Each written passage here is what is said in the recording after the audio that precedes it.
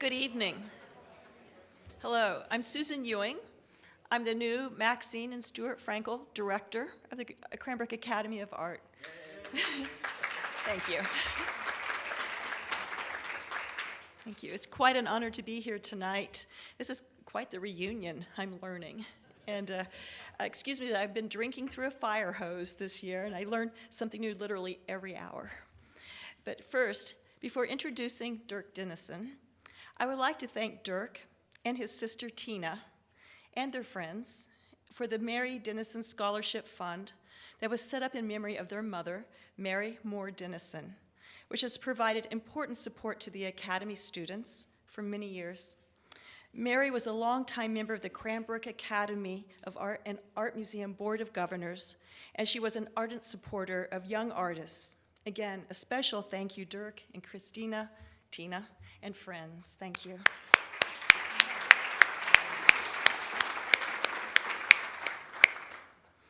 Dirk Denison, FAIA, architect and educator, is the founding principal of Dirk Denison Architects.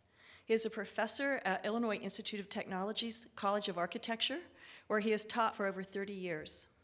He is the director of the prestigious Mies Crown Hall Americas Prize at IIT. Since founding the Chicago-based Dirk Denison Architects in 1990, the firm has built a national practice with a reputation for design excellence through a wide range of building types and scales. Specializing in residential, retail, hospitality, institutional, and commercial design, Dirk Denison Architects approaches each project as an ecological integration, bringing together the needs and desires of the client with the planning of space, the careful selection and use of materials, and an energy-conscious focus. Dirk Denison Architects' work has won awards from the American Institute of Architects, AIA Chicago, the Chicago Architectural Club, the IIDA Illinois, along with the Gold Key Award for Excellence in Hospitality Design.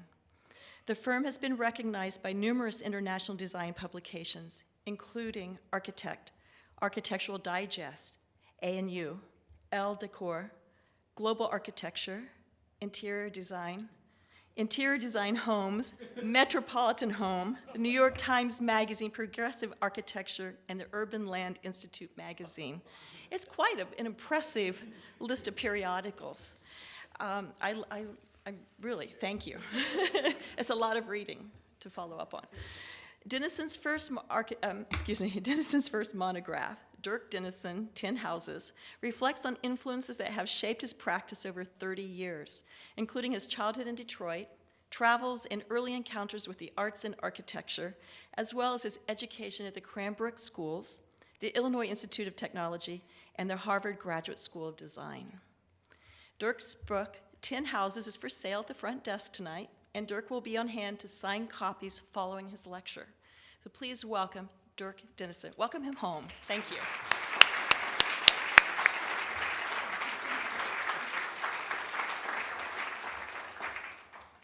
Susan, thank you so much, and welcome to you as well on behalf of all of the community.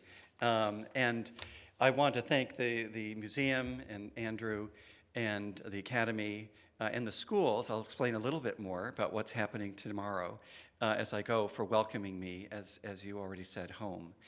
I have the distinction of knowing this place very well, and I mean not just Cranbrook, because of my 15 years through nursery school through 12th grade going through the schools, but also specifically the Academy, and not just through membership on the National Advisory Committee, which is the most exciting and interesting thing that all of us on the committee get to do every year, where we come to the Academy and work on specific issues at hand. But I'm talking about when I was growing up.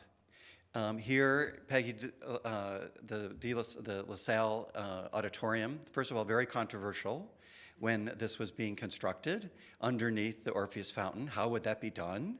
You know, how would you take this gem of the campus and add, skillfully, but Bob did it well, Bob Swanson, who is a descendant of our legacy Saarnens. And also very memorable from my childhood was the trouble I got in at the annual auction where it alternated between students one year and students and faculty, and then gifts, donated work, where it was it was the early sort of addiction to collecting. As you know, if any of you know auctions, it really gets under your skin. And I live with those early purchases for a few $100s. And remember one time when someone said, as I was bidding from the corner of the room, young man, do you realize you're bidding against your mother? But it was all for the good of the Academy, so there was no concern.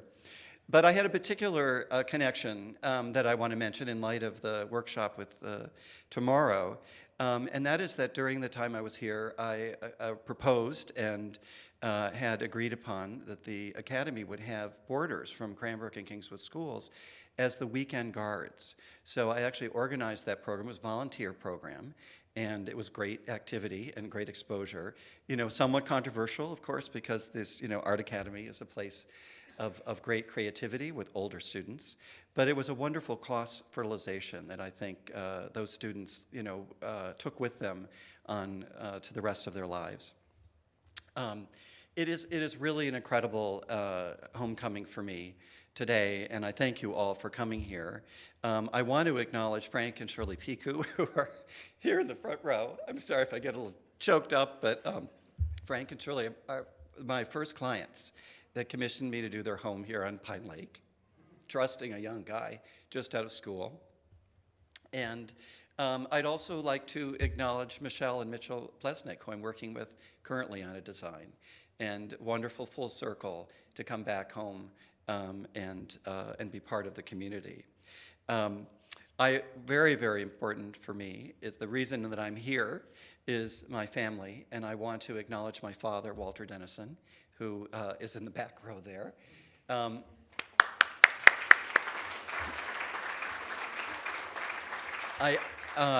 I want to call him out as a graduate of Cranbrook School. My parents both graduated and were met in high school here, and that legacy continues with my sister Tina and Nancy Albert, who's part of our extended family, to my uncle, what we call Uncle Bud, Judge Eugene Moore, and his wife Mary, also are graduates of Cranbrook and Kingswood, and their two sons, Evan, who is here with us tonight, and Brewster, who some of you may know is on the English faculty staff at the middle school at Cranbrook. These are all immediate members of my family.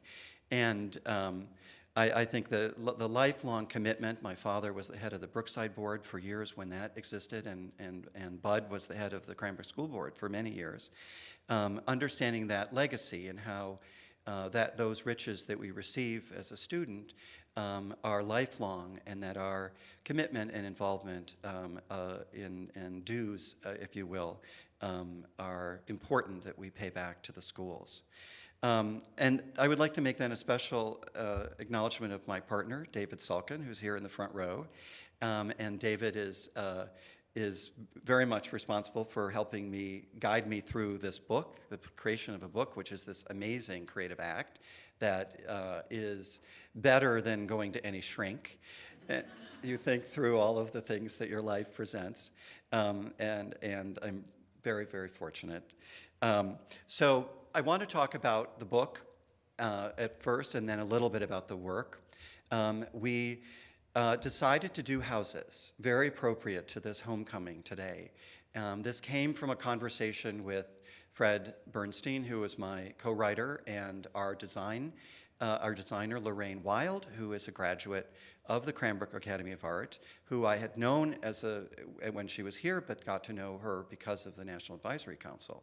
We decided early on to work on this project together, and through that three-way collaboration, decided to create a dynamic that talked about the design process for houses.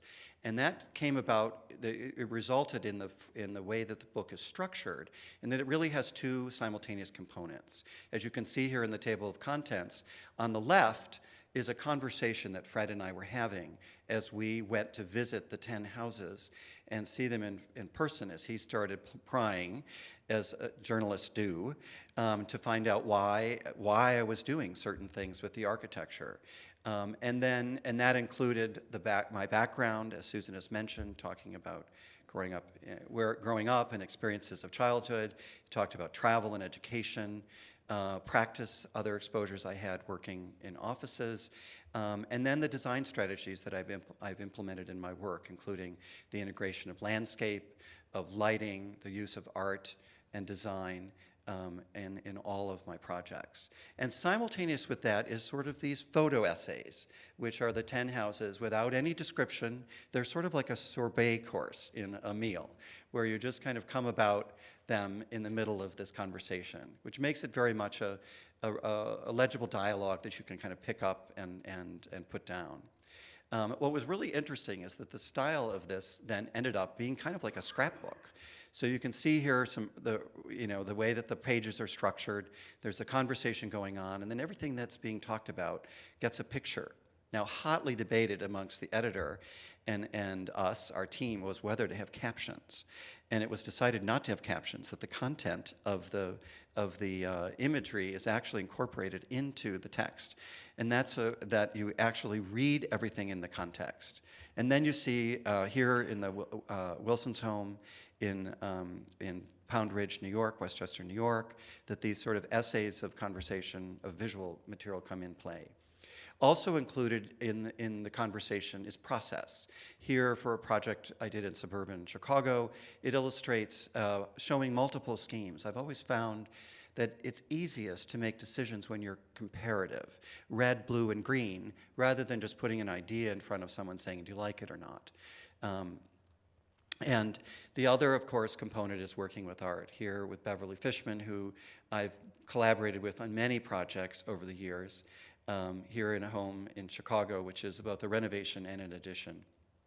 And the early artists that were so important to the Detroit scene when I was growing up, Eris Katroulis, Linton Wells, and MacArthur Binion, who I'm very fortunate MacArthur, years later, has asked me to design a studio for him, which we're doing on a farm in Michigan, all due to the Cranbrook. He was the first African-American student admitted to the Cranbrook Academy, and now, as many of you know, is having unparalleled success. Also very important to my practice is the entire way you live in architecture, which of course includes the design of furniture. So for almost all of our projects, I will design something custom that is responsive to the needs and desires of those I'm working with. Now, here we come to Detroit. The whole memory of putting your coat and tie on to go downtown to Hudson's, to get shopping, and also to be there for the flag and the parade is obviously key to understanding what it was like to be in Detroit in the 50s and 60s and 70s.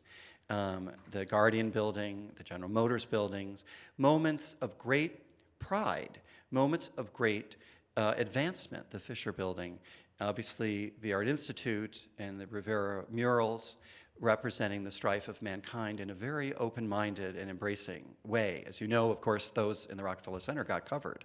Not ours in Detroit. We were acknowledging all of the components of society and how those came together to create our great city. And this amazing moment of sort of optimism.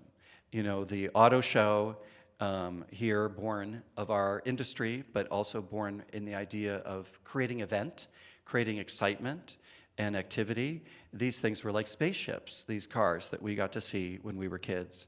And the General Motors Tech Center, actually, interestingly, that sort of moment when when Aliel passed the baton to Aero, originally it was Aliel's commission, and then he passed it over to Aero, and then subsequently passed on. But obviously one of the great works of modern architecture throughout the world. And then the Smith Henchman and Girls building, which was they were also the architects on the Tech Center, the First Federal building, which was my summer job between second and third year at University of Michigan, which was working in the escrow department. You can imagine how fun that was. But in this beautiful sort of bifurcated building that had clear plans with a floating core between. And then, of course, our great pride here in the gas building on Woodward Avenue, still a great landmark for Chicago for Detroit, thank you, and for Yamasaki, one of our great legacy architects. early on in my life was also this exposure to write through the Smiths. And some of you may have known that Sarah Smith did this reading program at the library in Birmingham, and that was early on for me, 3, 4, 5, 6 years old. My parents would take me there, and that led into an invitation to the house when an interest in architecture was expressed. And over the years, both Melvin and Sarah, and then Sarah on her own, many, many generations of my students that I bring from IIT, of course to Cranbrook first, but also to have that special experience of the owner telling about the intricacies of how the house responded to them specifically. And then meet Kessler in the major contributions, which there are many of. Of course, Hawkins Ferry here combining this sort of vision of what the world could be with the actual personality of an individual. This was a significant moment for me in realizing the potential and the sort of excitement that architecture can bring, which was not unparalleled with experiences like the World's Fair in New York and Expo 67, both of which my parents took Tina and I to. Bucky Fuller's Dome, the idea that you could encase an entire ecosystem within this sphere. And then Habitat, Moshe Safdie's housing project on the edge of the city in an area that was blighted, that needed renewal, and this amazing idea of fabricating off-site the entire unit and just literally lifting it with a crane in place was sort of a moment when I decided that's what I want to do. That also led to the legacy. It's visiting other things amongst the many, many seminal buildings, but the last building that Arrow was involved in, that Roche Dinkeloo completed after his death, the Ford Foundation building in New York. For me, this was a second story of how landscape could be truly embedded in architecture. And this was at 14 years old, I think 15 years old that I was seeing this. And I think the roots at Cranbrook with the landscape, the way that we live with it here, made me desire that, made me want to figure out how landscape could be everywhere. And of course, the TWA, our first departure terminal for a wonderful trip that our parents took us to in Europe. So here we come back to Cranbrook and what it's like to grow up in an art-filled environment, in a creative environment, and to understand what craft means, craft meaning things that are made, but things that are made at the highest level of quality, and things that are also differentiated by those that make them. I'm sure most of you know the stories that there, of course, were great plans for all of these buildings that Eliel and his team were involved in, but the craftsmen also had the ability to influence them as they worked, wall to wall or window to window. And the other thing that's seminal here is that each project received its own architecture. Kingswood, a school for girls, was very different than that kind of English prep school of Cranbrook. And at the same time, the sort of notions of how space is assembled was consistent throughout. And then very importantly, this idea of holistic design is something I've carried with me through all of my work, where the architect is considering every component of the architecture. We're talking about light and space, we're talking about textile, we're talking about finishes, and we're talking about furniture and lighting. Here, of course, at Kingswood, and there at Cranbrook School, the wonderful story about those light fixtures that he designed for a palace in Sweden. And then the Academy, where we are today, is, of course, the capstone of this amazing Cranbrook project under the Saarinen direction, and really the moment in which you understand the integration of architecture, of landscape, and of art. This beautiful integration right over our heads here, and luckily the water's not coming down underneath us. And this idea of the whole campus, the campus that's integrated, and those of us that were lucky enough to go to school here know that one of the great moments is sort of wandering off, into the campus and sort of understanding that you can dream as part of your education.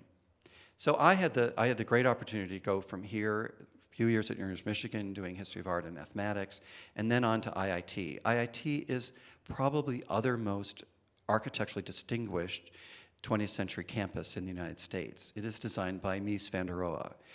a person, a 20th century architect who's probably most responsible for elevating the machine-made, dealing with the systemized, modernist fabrication systems that had to do with actually providing resources to a wider swash of the population through standardization and through the cost effectiveness of that. So here you can imagine now in a very urban environment, the insertion of this campus, taking what was a dense city and saying, I'm going to make a park, and then in that park placing these pavilions, if you will. But rather than brick and copper, in this case, it was steel and glass. And this is the moment where modernism was also changing because of technology, and we can kind of dematerialize the exterior of the building. So it allowed us, because of air conditioning and better heating systems, and because of the size of fabrication of glass, it allowed us to make glass buildings, a glass box, which has a different kind of a sort of awesome experience. What you experience when you're learning in this building and teaching in this building is the weather around you 24 hours a day. If there's a thunderstorm or if there is fireworks at the White Sox ballpark, you are living that in this sort of screen of the life around the building. Here is IIT on a campus setting with, you can see its relationship to downtown Chicago. And I'm very, very fortunate that after long competition, 11 firms down to mine, I have been awarded the new Student Housing Commission on campus, which includes a new building, but also includes the renovation of 3 Mies towers, which you see here in the rendering. So this amazing legacy responsibility to take a very, very distinct works of architecture, heritage works of architecture, and to reconceive of them from typical apartments into student housing. And then this idea of adding to the campus, which is even more awesome, in the creation of a new freshman and sophomore dormitory, very much engaging the way that we learn in the residential part of our setting on a campus, in addition to that, the learning we do in the classroom. So wonderful opportunities that I'm going to be working on over the next number of years. I wanted to go back to the relationship between education and practice. These are projects that come out of the Bauhaus. That's part of the education at IIT, the Miesian education that Mies brought with him. He was the last director of the Bauhaus in Germany and was hired actually at the encouragement of Frank Lloyd Wright to come to Chicago in the 30s. And these wonderful visual training exercises, you learn how to draw a line and how to draw a curve and how to sort of train your eye, to compose your eye. And then you go into 3 dimensions and you work with both collage and in plan and in 3 dimension and actually in model. This project is this we call the space problem. It's actually you create a room and then you put 1 wall in, or then you put 2 walls in, 1 black wall, 1 white wall, and you learn how to divide space. You learn how to define space. For me, this was, very antithetical in a way to the experience at Cranbrook, which had a much richer palette. This had a very sort of defined vocabulary.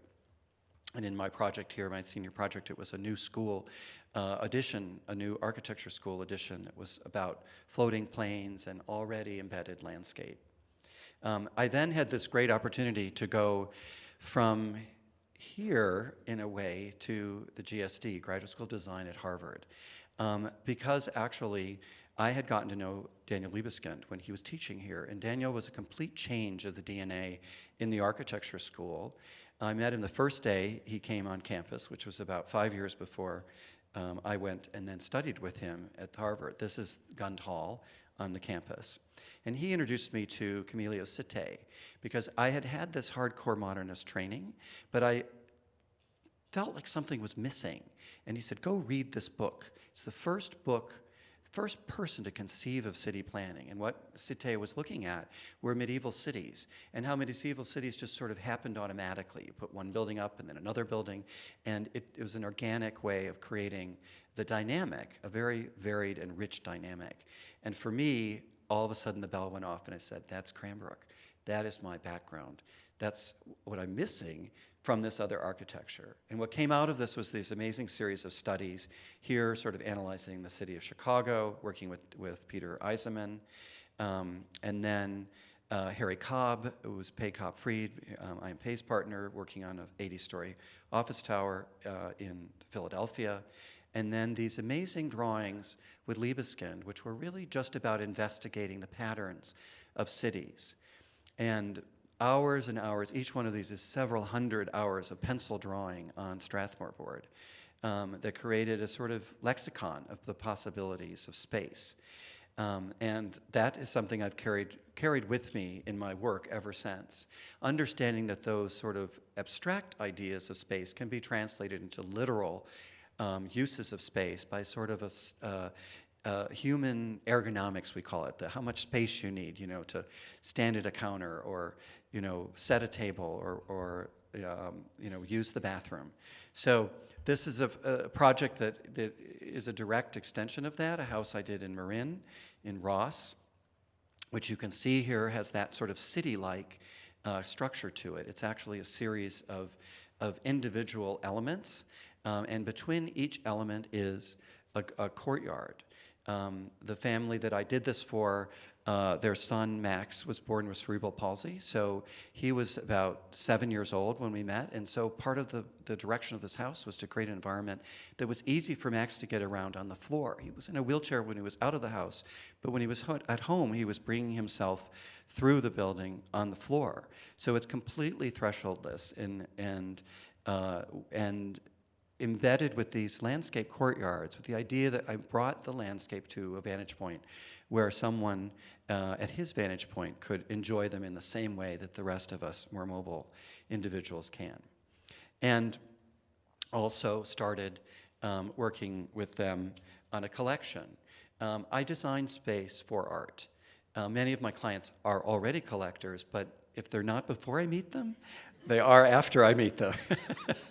So this was one of those amazing opportunities where in the creation of the opportunities of the way the space was configured, the light enters. In this case, you see the fractured roof is sort of the bringing through of light through the day, and then collaborations here with, on the left, Wolfgang Tillmans, and the distance, Richter, and the materials and landscape, of course, here Jim Hodges.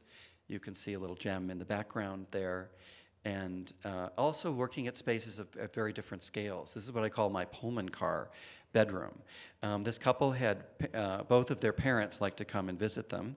One of them, I won't say which, I had us provide this room inside the house, and then we did a guest house for the other set of parents. Some of you might understand that dynamic. But also the most prosaic of spaces, here their mudroom, coming in right off the garage, that every moment of the home should be enjoyed by those who are using it the most. Kitchen, I think here for me, that vantage point of always connecting with the out of doors. You can see those lines of sight. Here, Uta Bart, again, another way in which light enters the space. Here, a skylight above this folded plane of the fireplace that allows light to come in at that moment. And then these wonderful courtyards that are encased both on the inside and on the outside. And what's interesting, Max now has his own home, and his sister is married and lives elsewhere. And so I had an opportunity to come back and sort of rework the house post-kids, and we actually created a library out of their old playroom for Dennis, who's a very avid reader. That's the guest shower, if you ever have a chance to go there. It's au naturel, but still very private. And the wonderful opportunity, they have a vegetable garden. We actually created this garden on a hill with different sides of the planting, so Max could actually go on the high side, and someone standing could be on the low side, so he had access to the full project. And here, of course, is our beloved Bertoya, which, of course, I can't help but make my mark of Cranbrook wherever I go. So, a large kind of city of project, a city of buildings, but with this wonderful wrap, a very simple wrap of wood that makes it one structure. I took those concepts of these individual pieces then and had the opportunity to try it on a house in downtown Chicago, sort of a dense street with house one after the next, and taking that idea and then stacking it vertically so that every floor of the house, including in this image on the left, is actually the roof of the garage, are embedded with these kind of courtyards of landscape, which allows sort of every moment. Here's this busy street. You can see the bus going off across, but the landscape then creates this sort of private veil around the architecture and allows those vantage points from an office or the living room or a bedroom or the bathroom. And this is actually a moment on top of the house that is part of their living accommodations. They are also avid collectors of aquariums, so that sort of idea of those rooms for people are also represented in these sort of rooms for fish as well, which was an extra fun thing because I grew up, I had 7 aquariums in my bedroom when I was a kid, as my dad will attest to, always wondering where the water was going to go at any moment. Here, working with Eric Levy, an amazing designer, on creating a light fixture that cascades down through a sort of light catch. The stairway catches the north light and illuminates the north side of the building. And working with their collection, in this case, they already were collectors. Here's this moment between the house and the garage with this sort of family entrance off of the side of the house. And I have also tried these ideas at the scale of multifamily. So here is a project in Chicago where it's 9 apartments in a building with a commercial space on the first floor, where that same idea of embedding, what I call embedding landscape, in this case trees, which are the most self-sustaining elements in a city of landscape, within this sort of eco-sensitive environment of opening and closing these sort of solar activated spaces. So this became sort of a diagram of landscape that varied floor by floor, also very much referencing Cranbrook in the idea that every time you turn the corner you find something new and different.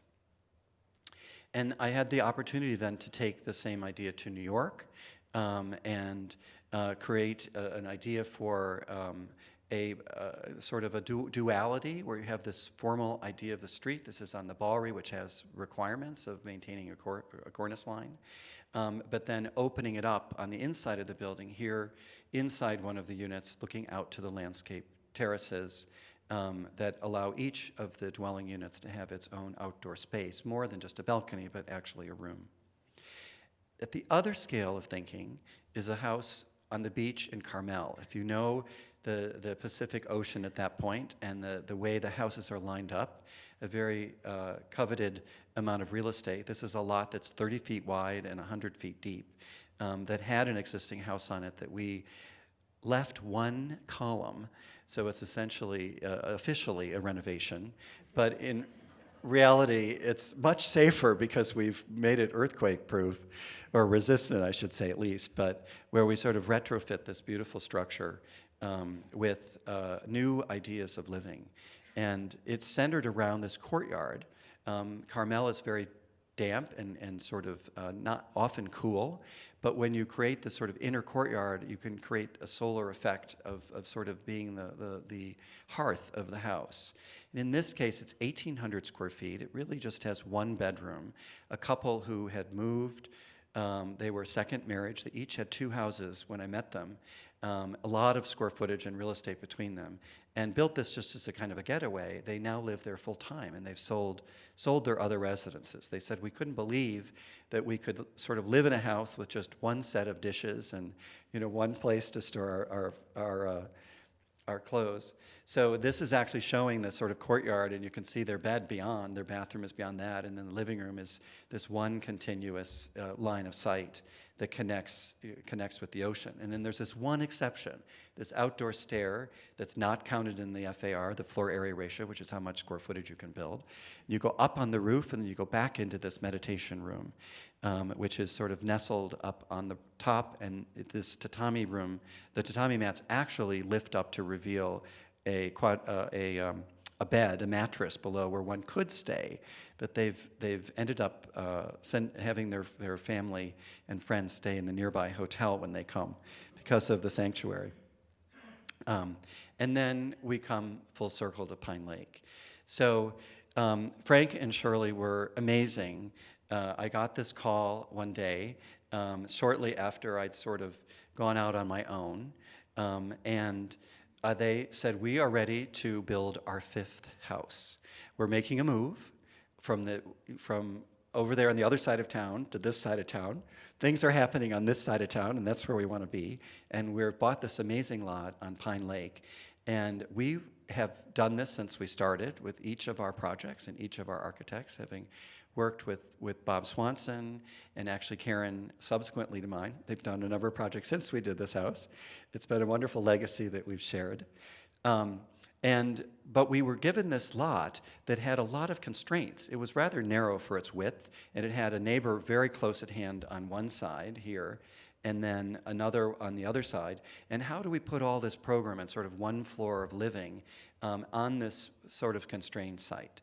So that's really where this idea of folding a floor of dwelling, all rooms with a view of the lake, came about, in this sort of gestural shape of pushing into the landscape. And I'm sure if some of you had a chance to visit the house, you'll know that it also has this engagement, which is very, very private, even though it's in a very populated area. And that starts with Middle Belt Road, which was a busy, noisy road, even though it's a two-lane road, where we sort of created this separation through the installation of this Corten steel wall. And through that gate, coming into this house, at the moment of the sort of presentation of the lake and the presentation of the sort of dual functions, the private on one side and the sort of shared on the other side, that the house was arranged around their bedroom and office and bath on one side and living room, dining room, and kitchen on the other.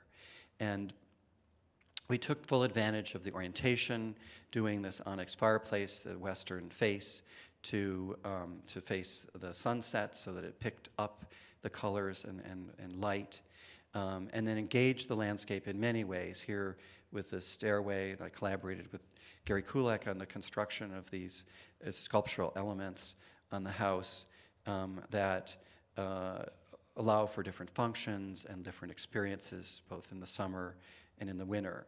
And the bottom level was, of course, reserved for all of Frank's fishing and boating equipment, which was easy access right out to the lake at that point. What's been wonderful is that my most recent commission in Chicago, the house that's on the cover of the book, although the cover of the book is really these line drawings, which are the sort of idea sketches for each of the projects, is sort of the inversion of that idea. One, now again, a gesture, a sort of starting with the sculptural, starting with the form, and then asking the question of how do you occupy that form? And equally important, how does that form occupy the landscape? So in this case, you can see the lake is on the right, this is Lake Michigan, and the courtyard is on the uphill side, being a very tumultuous environment on the lake. We actually wanted the courtyard to be protected. So it folds inside the house and then allows for this creation of one floor living again, basically the same program as I did for Frank and Shirley, in this case for a college professor at Northwestern, with the same scenario with grown kids and grandkids about on the way. We created this sort of series of spaces that was based on a conversation with them. I actually showed them other ideas that included more angular work, and Professor Silverman said, well, you know what, Dirk, looking at this, I realized I don't like angles. What about curves? Can we do curves? Can we create a space that flows? And this is what resulted. And it sits in the site and cantilevers out. More than a third of the site was on this very steep slope. We engaged that by sort of dropping in the courtyard down to a lower level, and then allowing the sort of prow of the house to extend out over the cliff, if you will. And then to occupy that, we created this sequence, this kind of cascading steps and moments of function on this wonderful boardwalk that allows you to occupy the slope and to traverse these beautiful heritage beech trees down to the beach. And the house is then sort of defined by this stairway that goes from the base all the way up to the higher level, penetrates through the cantilever, and then is juxtaposed off against this courtyard. Here, working with Michelle Oka-Donor, again full circle. We worked with her on Frank and Shirley's house. She did a beautiful inlay in the path entering the house. And here we commissioned Michelle to do her first fountain, which occupies both spatially as well as in the beautiful sound that water makes when it's dripping. That's a better picture of that, and integrated with the landscape. And I should say also that these projects are all in collaboration with so many wonderful talents. This Maria Smithberg on the landscape for our project here, and of course the contractors that have contributed significantly to the level of excellence of construction that these projects represent. Here you're seeing the lower level that's actually cut into the ground. It's actually underground, but it is 2 levels of exposure, an idea that I learned from Gunnar Burkertz. I had a wonderful opportunity when I was in architecture school to come and visit the law school at University of Michigan and walk through with Mr. Burkertz. And that, as you know, has these double excavated sort of courtyards of light. And ever since then, that's been an important planning principle in my work. And also, I think from my experience of Wright, especially with the Smith House, this idea of discovering the entry. There are lots of critics for that idea. You know, some people like to show the entry, right, you know, up there in front. But this idea of kind of meandering through the landscape to find the site, to find the entry to the house, is something that this project and obviously Piku's did as well. And then you enter here, instead of entering on the fracture of light, you enter in sort of volumes of space that you navigate through. These, I love to work with natural materials, both woods and stones, and traversing up and down, working with art, working with the nature of how you use the house in different ways. This is sort of a wall that opens up and closes depending on sort of light and temperature and humidity. Also the expression of structure. That very much coming from the IIT experience of understanding the way that the more that you communicate, the more that one understands and perhaps appreciates the elements that make up your home. So these straps that you see are diagonal, are like a suspension bridge. They're actually holding out that prow of the ship, if you will, that's over the incline. And here is then that connecting stair, again, through the dining room, a little brettoia on the table, and sort of the juxtaposition then of these 3 elements of the glass round stair, of the king post, we call it, which is this column that's actually the stability of that cantilever, and then the fireplace, which we had carved and brought to the site. Their bedroom is kind of nestled on the side of the house, but it's angled to have these views of the lake. The bathroom continues that experience and then opens up into the pool in the pool house, here again with Wolfgang Tillmans.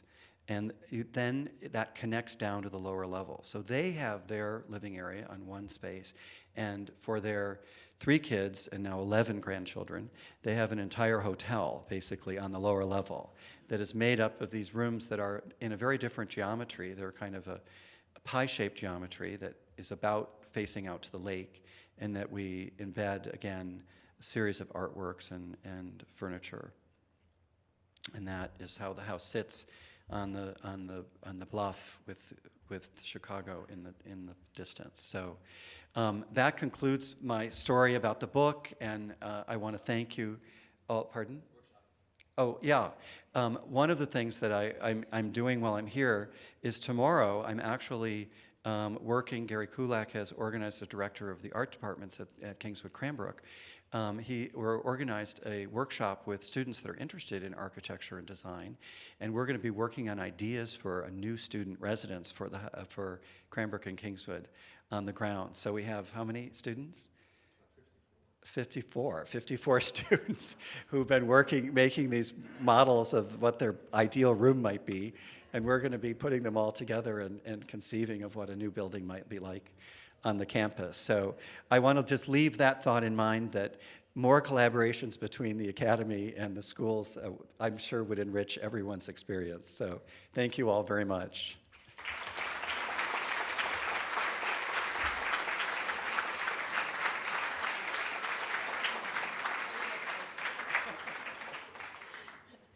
Thank you again, and a reminder that we'll have a book signing upstairs. So, thank you.